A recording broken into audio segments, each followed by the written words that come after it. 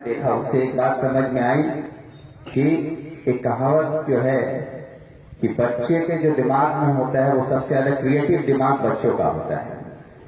और हम जो बुजुर्ग लोग हैं बड़े हो जाने के बाद वो क्रिएटिव माइंड काम करना धीरे धीरे कम करता है, लेकिन बच्चों के दिमाग में तरह तरह के चीजों को नई तरीके से सोचने का जो सलाहियत अल्लाह ताला ने बख्शा है, उसको अगर सही तालीम मिले और सही तरबियत मिले तो वो एक छोटा सा बच्चा भी दुनिया में सबसे आला मुकाम हासिल कर सकता है। और उसका एक जीता जागता सबूत हम लोगों ने देखा है एपीजे अब्दुल कलाम साहब की शक्ल में। आज उनका एक कोट यहाँ पे मैंने पढ़ा, science is a beautiful gift to humanity. ये जो है we should not destroy APJ Abdul Kalam साहब के।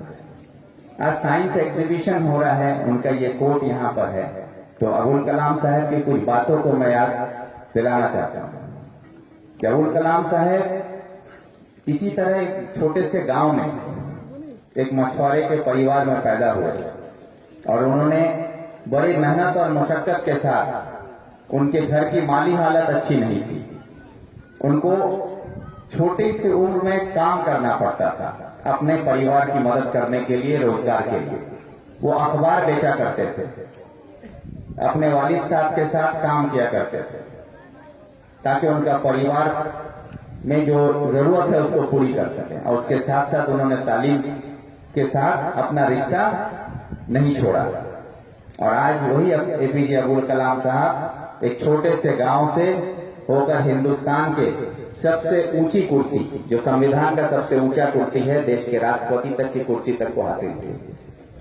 तो वो इस बात को, उनकी जिंदगी को अगर हम देखें तो ये बात हम लोगों को एक सीख मिलती है कि आज हमारे झांगरटोली गांव से जो बच्चों को ये बंगाल इंटरनेशनल स्कूल की तरफ से जो तालीम दी जा रही है और जो कोशिश यहाँ के टीचर्स कर रहे हैं, यहाँ पे जो लोग हैं, ये सब जो यहाँ मंच पे बैठे हैं, सब जो ये कोशिश कर रहे हैं कि यहाँ से भी एपीजे अब्दुल कलाम पैदा हो सकता है। तो ये एक बहुत बड़ी शुरुआत है और इस शुरुआत में काफी मुश्किलें आती हैं, ये मैं जानता हूँ। काफी दिक्कतों का सामना करना पड़ता है। उन परेशानियों का सामना करते हुए जिन लोगों ने यह हौसला दिखाया है, मैं उन सब का शुक्रिया अदा करते हुए यही कहना चाहूंगा कि एजुकेशन ही एक ऐसी जरिया है जो हर परेशानी से हमको निजात दिला सकती है।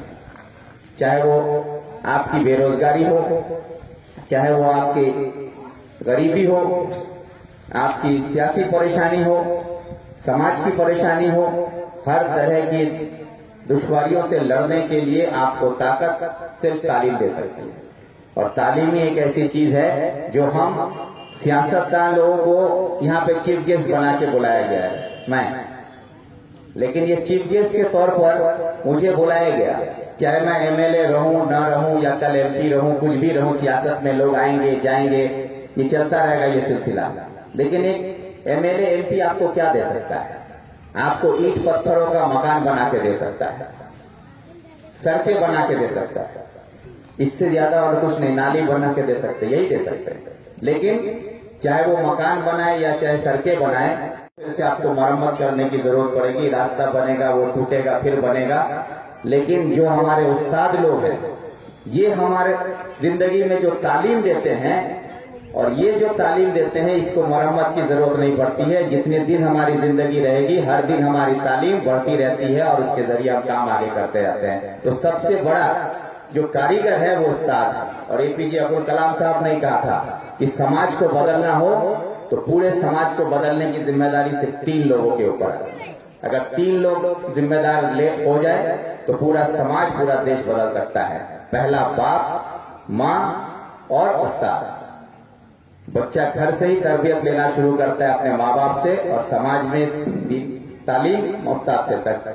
अगर ये 3 जिम्मेदार लोग अपनी जिम्मेदारी सही से निभा दें तो हमारा आने वाला कल जो है वो एक सुनहरे कल में बदल जाएगा। और एक चीज मैं देखा कि बच्चों ने हिंदी में एक बात कही यहाँ पर कि आप एक आदमी को तालीम देते हैं तो वो एक आदमी को तालीम देता है, और एक औरत को अगर आप तालीम देते हैं तो वो पूरी नस्ल को तालीम देती है। ये बात बिल्कुल सही है। इसलिए एक इंग्लिश का कोट है, if you educate a man, man will educate a man, if you educate a women, women will educate a generation. ये इंग्लिश की एक कहावत है जिसको इस बच्चे ने हिंदी में यहाँ पर कहने की कोशिश की। इसके मायने कि अगर हम अपने घर की औरतों को तालीम याफ्ता बना दें, हमारी बच्चियां तालीम याफ्ता हो जाएं, तो हमारी पूरी नस्लें तालीम याफ्ता हो सकती है। यही आपसे कहकर मैं इतना ही कहूंगा, इस बंगाल इंटरनेशनल स्कूल के तमाम टीचर्स को, ऑर्गेनाइजिंग कमेटी को, यहाँ पर जिम्मेदार जो लोग हैं सबको, ये एक बहुत अच्छा काम आप लोगों ने चुना है और इसके जरिए पूरी समाज और देश का भला आप लोग कर रहे हैं। इसमें अगर हम जैसे लोग आपके साथ खड़े होने का मौका मिले तो कभी भी याद कीजिए, हम लोगों के बस में जो भी आपके साथ खड़े होकर हम कर सकते हैं उसमें आपको मेरी तरफ से पूरी कोशिश रहेगी। यही कहकर मैं आप सबका शुक्रिया अदा करता हूं।